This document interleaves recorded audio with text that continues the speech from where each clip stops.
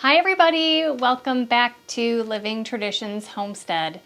Today I am working out in the sprout house. I will be starting some more herb seeds.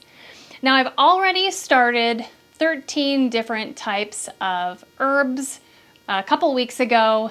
There are 4 herbs that I want to start more of, and there are 4 new ones that I want to start today. So I thought I would bring you along today, give you some guidance and some encouragement, because starting herb seeds can be a little bit tricky. And I would actually say that starting herb seeds is kind of an advanced type of seed starting.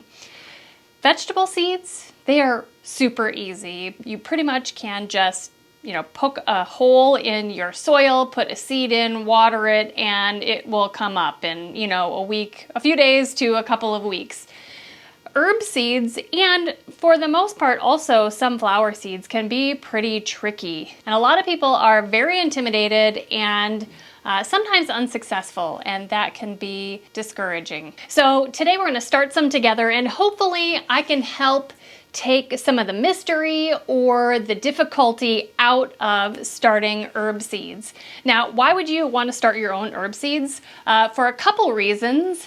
A packet of herb seeds, or seeds in general, are way less expensive than buying herb starts at a nursery or at the farmer's market.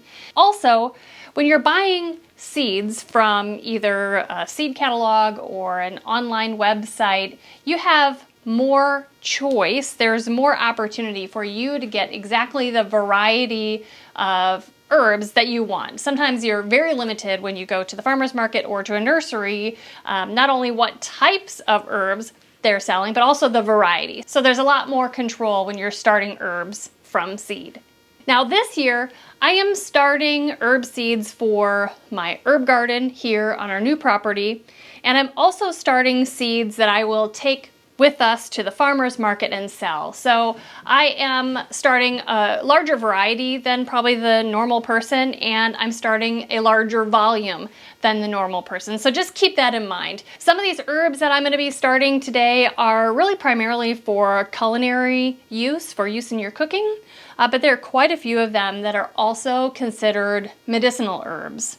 Now, I am not an herbalist, so I just want to tell you that right up front. I am not qualified to be considered an herbalist. I know a little bit, but definitely not enough.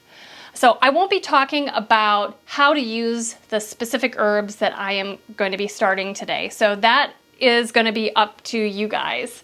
I also need to be careful because on social media these days, they're not really happy when people start talking about herbal medicine. So I'm just going to be leaving that out of this video as well. Now, if you're interested in learning more about herbalism, Amy Fuel from the Fuel Homestead is a wonderful resource. She has a YouTube channel, a website, and she does sell a couple of books. Also, she has an herbalist course that you can take online, and it's wonderful. So I suggest that you check her out. Another YouTube resource is Heidi from Rain Country. So check out those two ladies. Both of them are Christian. Both of them are Christian herbalists, and I trust the information from both of those ladies. Now I'm going to quickly go over the herb seeds that I've already started, just so you have an idea. I started yarrow, bee balm or monarda, thyme, German chamomile, za'atar oregano, parsley, dill, basil, St. John's wort, lavender, catnip, stevia, and echinacea. Today, out of these, I'm going to start more echinacea, stevia, catnip, and lavender, but I'm also going to add tarragon, cilantro, sage, and rosemary. Now, because each type of seed has different needs, whether it be a vegetable, seed, herb, flower. They all have different planting needs as seeds. Over the years, I have kind of accumulated all of that information into one central location, and I have organized them on spreadsheets. Yes, I am a spreadsheet nerd. Either last year or the year before, I actually started sharing those seed starting cheat sheets with you all through Etsy. We have a downloadable file with 3 cheat sheets of how to start seeds. One for vegetables, one for herbs, and one for flowers. This year, I have gone back through all 3 of those and updated them. I've added lots more vegetables, lots more herbs, lots more flowers, and I've added another column to give you extra information about some things. We'll get to that later when we actually start planting. And if that would be helpful for you, go ahead and check that out on our Etsy shop. You can get that entire downloaded file for $2 on Etsy. Now, I use those spreadsheets all the time when I'm planting every type of seed. I just can't remember everything. So those are super handy for me. And what I do is I print them out and I put them in a binder, and I put them in sheet protectors so that they won't get dirty, they won't get wet, and I actually use those binders to store lots of information. The dates I'm going to start seeds, maybe some garden layouts, so that I have it all in one area and it's protected. So that may be something that you want to start doing as well. So let's get started planting some of those seeds so you guys can see and learn basically some hands-on tips and tricks. And at that time, we'll get a little bit more into that seed starting chart for herbs, which is very helpful. I am going to be starting 2 flats of herbs today.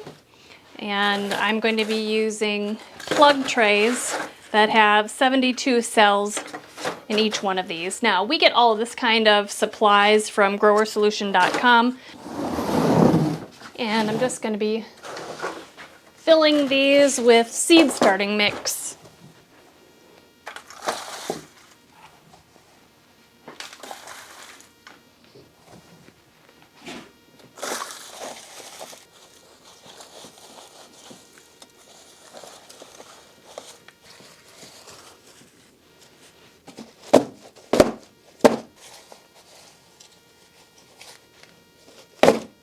Next, I'm going to label this tray so that I don't forget what I have planted where.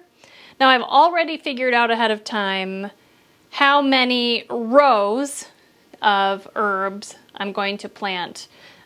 So like I said, this tray holds 72 plugs. Each row this way has 6 plugs. And so I've figured out what's going where and how many.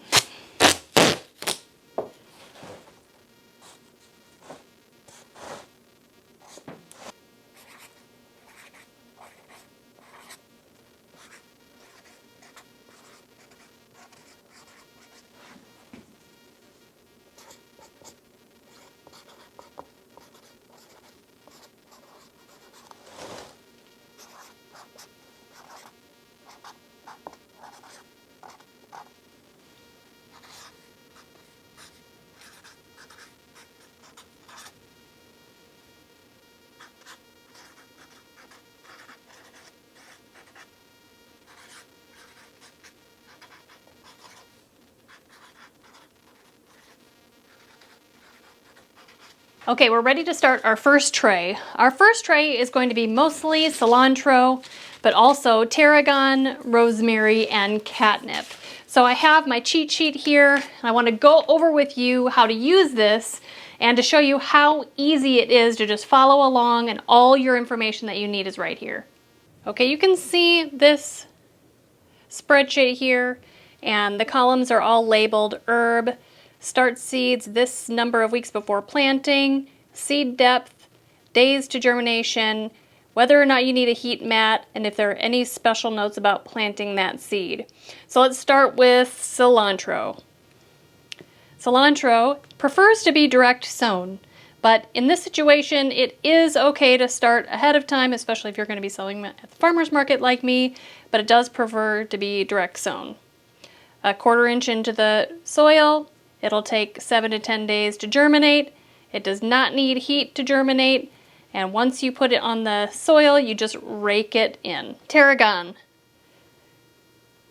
6 to 8 weeks before you want to plant outside, 1/8 of an inch in the soil, takes 10 to 14 days to germinate, doesn't need a heat mat, doesn't need light, but a light would be okay. Catnip, 8 weeks before planting outside, surface sow, 7 to 10 days to germinate, doesn't need a heat mat, does need light, don't cover the seeds. Rosemary. Rosemary, 8 to 10 weeks before planting outside, surface sow, will take 14 to 21 days to germinate, doesn't need a heat mat, it does need light, pat gently onto the soil. So that already takes a lot of the mystery out of how to plant these herb seeds. Lots of instructions just right here and to set yourself up for success. So let's get started. We're going to plant all 4 of these real quick. I'm going to take you through each type of seed and we're going to get this flat planted in a jiffy. Starting with our cilantro. I've gone ahead and made a 1/4 inch hole in each one of these cells, and now I'm just going to pop 1 seed in there per hole. Once I have them all filled, I'm just going to gently backfill. I'm not going to press down. The instructions say rake, and what that means is to just kind of rake your finger back and forth to disturb that soil. Don't press it down. Now, cilantro seeds, sometimes when you water, they will float up to the top of the surface after a day or so. If that happens, just take a pen or something and stick that back in the soil and lightly cover it up. Next up are tarragon seeds. Now, these seeds are so tiny, you guys. Tiny, tiny, tiny. For these little guys, I just sprinkle a few seeds on top and either rake them in with my finger, but a lot of times I will use a pen like this to just ruffle up, rake the soil so that those tiny little seeds fall down in the depth that they need to be, which is 1/8 of an inch, and that should be fine. Next up is catnip. Also pretty small seeds. Again, I'm going to take several seeds in my hand, just drop a few into each cell. Now the instructions on catnip say to surface sow, but don't cover them up. Easy as that. Last up is rosemary. Now I will admit to you that rosemary could be very tricky and sometimes it doesn't have good germination rates. So they are also very small, but not quite as small as the last 2 types of seeds. Okay. So the instructions for rosemary are to surface sow. I'm going to do probably 3 seeds per cell. So surface sow and then gently pat into place. The reason you're doing this is to ensure that the seeds make soil contact and that will soak up the water from the soil once you start watering it. Just gently pat each cell.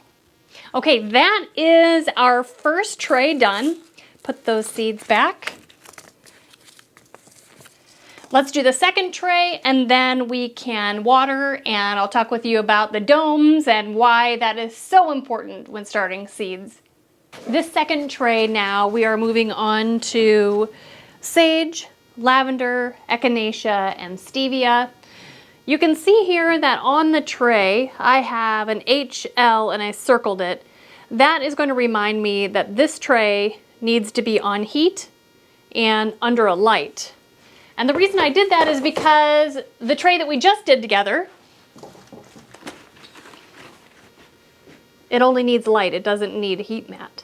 So that's another little trick that I've done to help myself out. just wanted to share that with you.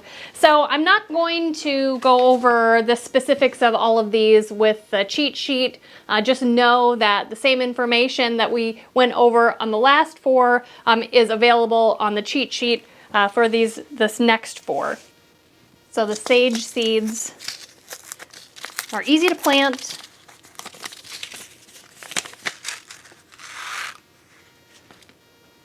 We're just going to put 1 on the surface of each of these cells.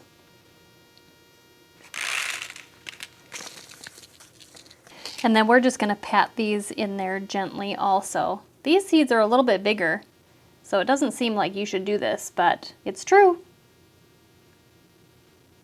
Lavender is next, and they are small seeds. I'm going to surface sow these, and I'm going to put several seeds per cell, and these also get patted down.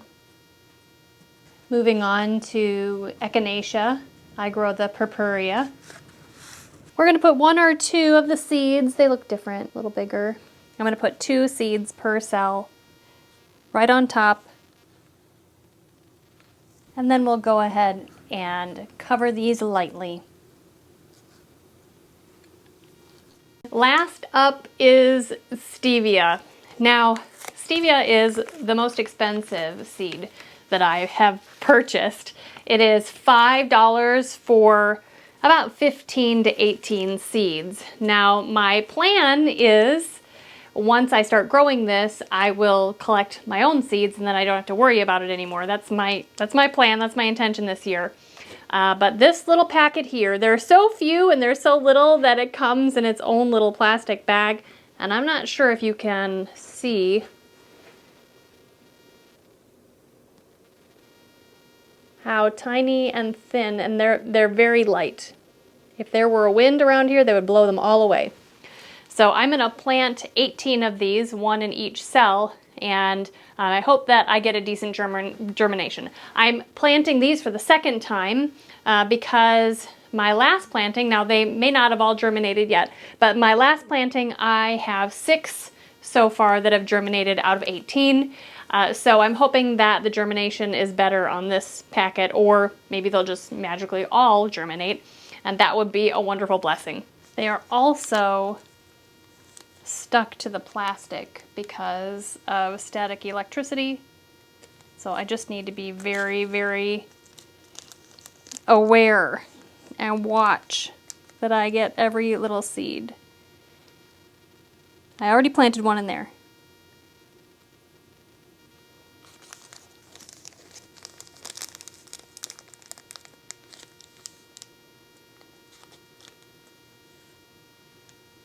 There are 3 of them there.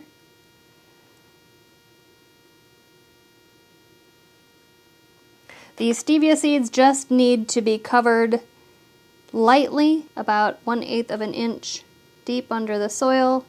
So really, you just cover it a tiny bit. Well, both of those trays are filled with seeds.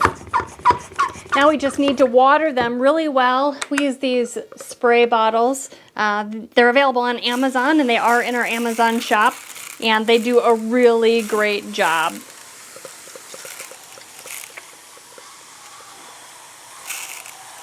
These will be watered at least once a day, every day. Put that dome on there. The dome retains moisture in there. Now, if you'll remember, many, if not most, of our seeds that we planted today are on the surface or just barely below the surface of the soil. That is what is going to dry out the fastest. And so we're putting a dome on here so that they won't dry out as fast. The dome just makes the perfect humidity level that will really encourage your seeds to germinate. This one here goes on the heat mat. This one here only needs to go under the lights.